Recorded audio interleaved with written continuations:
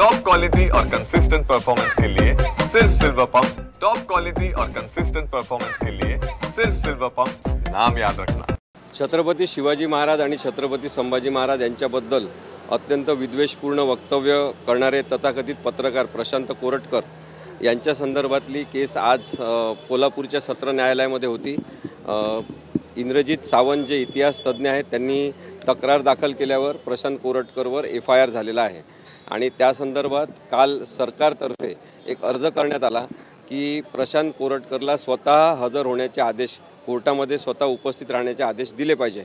परंतु तो अर्ज आज सरकारने केलेला अर्ज आज फेटाळून लावण्यात आलेला आहे आणि पुढच्या 17 तारखेला प्रशांत कोरटकरच्या जामीन संदर्भातील प्रकरणावर युक्तिवाद होणार आहे।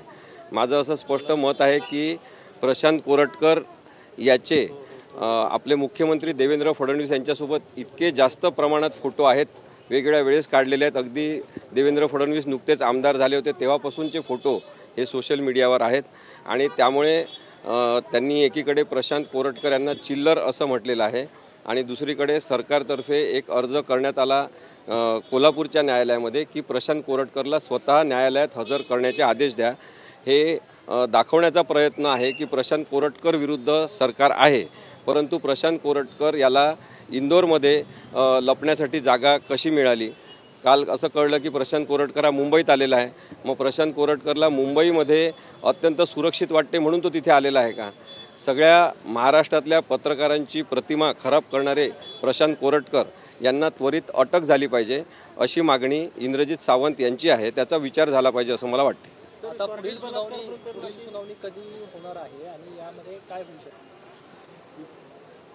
प्रशांत कोरटकर यांनी जातीय तेढ निर्माण करणारं वक्तव्य केलेलं आहे। 3-4 पानाचा जो संवाद आहे प्रशांत कोरटकर आणि इंद्रजित सावंत यांचा झालेला, तो पाहिलं तर आपल्या लक्षात येईल की अत्यंत विषारी संवाद झालेला आहे।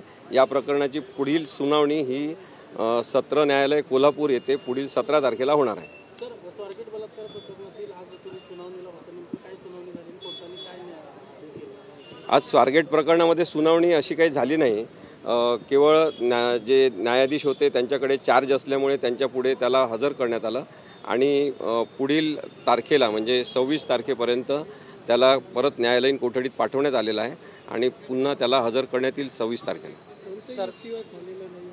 नाही, आज कोणताही युक्तिवाद झाला नाही कारण की त्याची काही आवश्यकतासुद्धा साधारणतः नसते, पण वकील बरेचदा युक्तिवाद करत असतात।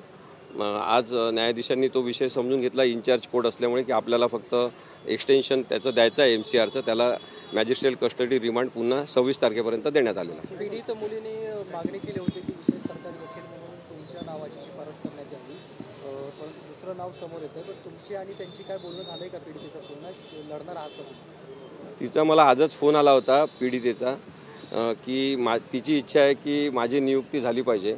खरं तर जी पीडित व्यक्ती असते, बलात्काराशी लढा देणारी जी व्यक्ती असते, तिच्या मर्जीनुसार तिचा विश्वास असेल त्याला जास्त प्राधान्य देऊन तशा पद्धतीने वकिलाची नेमणूक केली पाहिजे।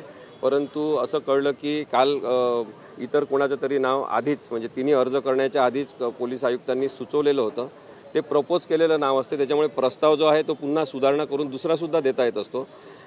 पोलीस कमिशनरला प्रस्ताव देण्याचे अधिकार आहेत, शेवटी निर्णय जो आहे तो राज्य सरकारच्या विधी आणि न्याय विभागाला घ्यावा लागतो।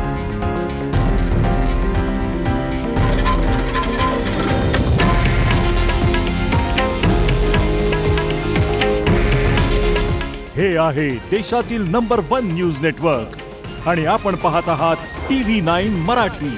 काळजी तुमची, हित महाराष्ट्राचं।